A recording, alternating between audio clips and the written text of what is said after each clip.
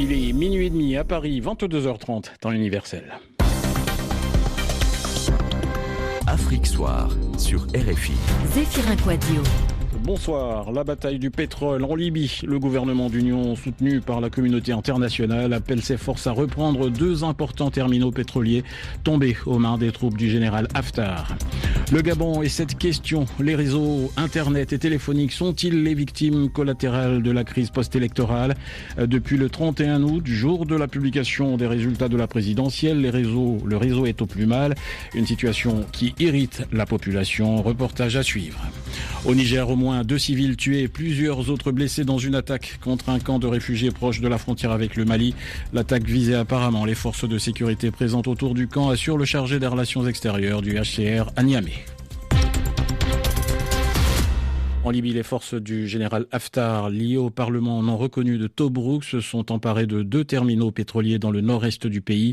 La milice alliée au gouvernement de Tripoli a reconnu cette perte, mais ce soir, le gouvernement d'union, reconnu par la communauté internationale, appelle ses troupes à reprendre le contrôle de ces 2 terminaux. On peut craindre donc une nouvelle flambée de violence dans la région. Édouard Dupenoit. Toutes les unités militaires doivent accomplir leurs devoirs sans aucune hésitation. Voilà les termes employés dans le communiqué que publie ce soir le gouvernement d'union nationale. En clair, il appelle les troupes qui lui sont fidèles à livrer de nouveaux combats pour reprendre les terminaux d'Al-Cedra et de Ras Lanouf perdus dans la matinée. Il demande aux forces du général Haftar de se retirer de ces 2 sites. L'émissaire de l'ONU, Martin Kobler, se dit préoccupé par les combats qui auraient déjà fait plusieurs morts d'après le porte-parole du gouvernement. Du côté du général Haftar, son camp confirme à l'AFP que les combats se poursuivent autour du port de Zoueitina. Ce coup de force du général Haftar intervient alors que les Nations Unies ont proposé cette semaine la création d'un haut conseil militaire pour diriger l'armée libyenne. Pour la première fois, Martin Kobler avait évoqué la participation du général Haftar à cette structure. La perte de ces sites pétroliers serait un coup dur pour le gouvernement, dont les revenus tirés du pétrole ont déjà été divisés par 10 en à peine 6 ans. Explication signée Édouard Dupenoit. Les Gabonais qui attendent désormais l'arbitrage de la Cour constitutionnelle dans le contentieux qui oppose le président Ali Bongo à son rival Jean Ping subissent également depuis plusieurs jours de sérieux dysfonctionnements sur les réseaux internet et téléphoniques. Les problèmes ont commencé le soir des résultats de la présidentielle, dans la nuit du 31 août au 1er septembre. Internet a été complètement coupé, même chose pour les SMS chez les opérateurs téléphoniques. Une situation qui a duré plusieurs jours jusqu'à un rétablissement partiel d'Internet dans la journée avec un débit très lent, mais toujours rien du côté des SMS. À ce jour, les autorités n'ont donné la moindre explication sur cette situation qui agace particulièrement les Gabonais. À Libreville, reportage Sébastien Nemeth. Quartier Nombakele, un cybercafé équipé d'une vingtaine d'ordinateurs n'a quasi aucun client. Après plusieurs jours de coupure totale, Internet est revenu, mais le débit est très lent.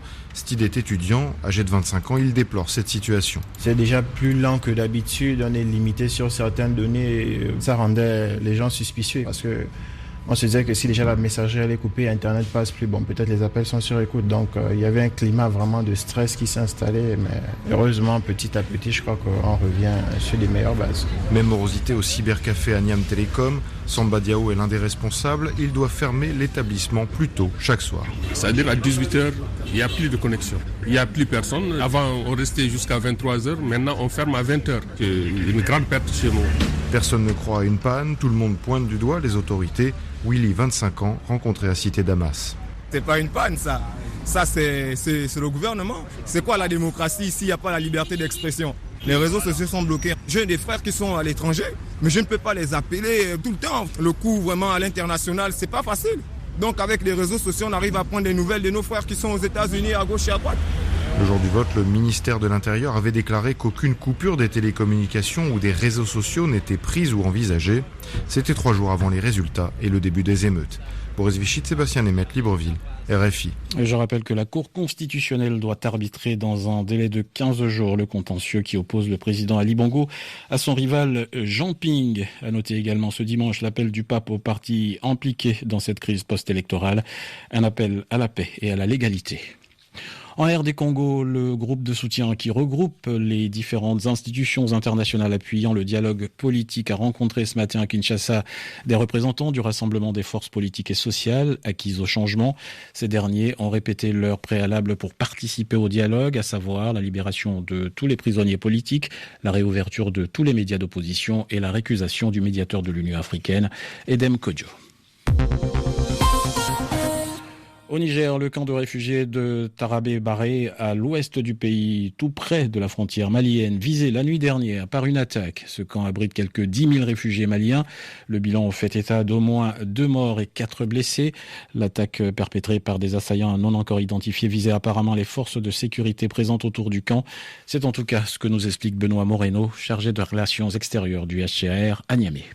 Ce qu'on sait jusqu'à présent, c'est que c'est une attaque qui est survenue dans la nuit, sur les coups de 10h30, qui visait principalement le poste de défense de sécurité du camp. Nous enregistrons quand même 2 décès par balle perdue, dont une mère de 3 enfants et un jeune garçon de 5 ans. Et aussi nous enregistrons 5 décès, dont un grave qui ont été transférés à l'hôpital de Tilabéry. C'était des tirs nourris pendant près de 30 minutes. Après, les collègues sont sur place pour identifier exactement quel type d'arme c'était. On sait que c'est une attaque qui était déjà à l'arme lourde, mais après, jusqu'à présent, on n'a pas de revendication. Donc là, il y a des discussions qui sont en cours avec les autorités de la région, les forces de sécurité, pour arriver à mieux cerner ce qui s'est passé. Mais c'était une attaque quand même assez importante. Donc maintenant, la phase qui est rentrée, c'est surtout rassurer les réfugiés, consoler les familles et voir comment on renforce la sécurité avec les forces de sécurité au niveau des différents camps. Voilà Benoît Moreno du HCR, joint à Niamey par Laura Martel. 1 mort et 3 blessés lors de l'attaque d'un convoi routier dans le nord-est du Nigeria. Les victimes se rendaient à Maïdougouri pour célébrer l'Aïd ce lundi. Rappelons que ce genre d'attaque est régulièrement mené par le groupe djihadiste Boko Haram dans cette région. En Côte d'Ivoire, après l'accident ferroviaire qui a provoqué l'interruption du trafic sur la ligne Abidjan-Ouaga, la Citaraï engage son plan B. En attendant la fin des travaux de réhabilitation de cette voie par laquelle passent chaque année 900 000 tonnes de marchandises et quelques 300 000 voyageurs, la compagnie ferroviaire a mis en place un dispositif de remplacement à Abidjan. Les précisions d'Isidore Quadio. Une quarantaine de camions transportant des conteneurs de marchandises est arrivé à Bouaké ce dimanche afin de charger un train en attente pour un départ sur le Burkina Faso. En effet, la compagnie ferroviaire ivoirienne, la Citaraï, a décidé de mettre en place un type de transport rail-route afin de contourner la zone de l'accident autour du pont ferroviaire de Dimbokro. Ce système va s'intensifier assez rapidement vu qu'il est prévu 5 trains de marchandises qui approvisionneront les marchés ivoiriens et burkinabés chaque jour, dont 3 au départ de la Côte d'Ivoire. Les premiers trains ont donc quitté le terminal à conteneurs du port d'Abidjan. Ils ne devraient pas subir de contrôle douanier puisqu'ils sont considérés comme un convoi ferroviaire. Une mesure qui leur évitera de perdre du temps en route jusqu'à Bouaké. D'autres camions y déchargeront les trains en provenance de Ouagadougou et de Bobo-Dioulasso pour un acheminement sur Abidjan. Cependant, sur les lieux de l'accident, plusieurs ingénieurs nationaux et internationaux sont à pied d'œuvre et des grues ont été dépêchées sur place. La Citaraï, qui avait prévu rétablir le trafic dans un délai de 15 jours, se dit optimiste quant à l'avancée des travaux. Isidore Quadio, Abidjan, RFI. Au Sénégal, comme dans tous les pays musulmans, ce lundi, c'est Tabaski et cette année encore, cette fête religieuse est aussi synonyme de dépenses importantes. À Dakar, reportage Guillaume Thibault. Gagner un mouton en prenant l'autoroute, un prêt pour une belle Tabaski. À Dakar, les publicités spéciales pour cette grande fête sont partout. Si Adama n'accepte pas que ses frères empruntent de l'argent, il sait aussi qu'une célébration ratée peut avoir des conséquences sur la famille. J'ai 2 frères qui ont un problème d'argent. Ça fait catastrophe. Ça peut amener une divorce seulement. Il y a des histoires de divorce à cause de la Tabaski. À cause de la Tabaski, un peu gagne. Mamadou, justement, ne veut pas d'histoire. Il est, lui, prêt à dépenser plus. Tabaski sans mouton. Ah non. On peut pas arriver à la maison et dire à madame, non, j'ai pas de mouton. Jamais. Robe, bijoux, Mariam ne compte pas. Quitte à dépasser le budget, mais bon, ce sont des habits un peu spéciaux. Et quand c'est spécial, là, il faut y mettre le prix. Cette société du paraître en période de Tabaski, Youssou n'en veut pas. Maintenant, effectivement, le paraître est beaucoup plus réel qu'autre chose. C'est source de conflits, source d'égo, tout ce que vous voulez. Sagesse d'un ancien, Siley quitte le marché avec des oignons, des pommes de terre, mais juste ce qu'il faut. Ça augmente de 30% à 40%, d'accord. Mais le double, c'est pas évident. Il faut essayer de régler sa poche. La modernité, c'est aussi la Tabaski 2.0. Mais Ibrahim refuse d'envoyer des textos car il n'a pas les moyens, mais il sait ce qu'il demandera lorsqu'il ira prier. En Wolof, on dit que Dieu nous donne la santé, une longue vie, et beaucoup d'argent. Guillaume Thibault, Dakar. Surtout. RFI. Voilà, RFI Dakar, où il est 22h40, minuit 40 ici à Paris. C'est la fin de cette édition. Je vous souhaite de passer une excellente nuit à l'écoute de la Radio Mondiale.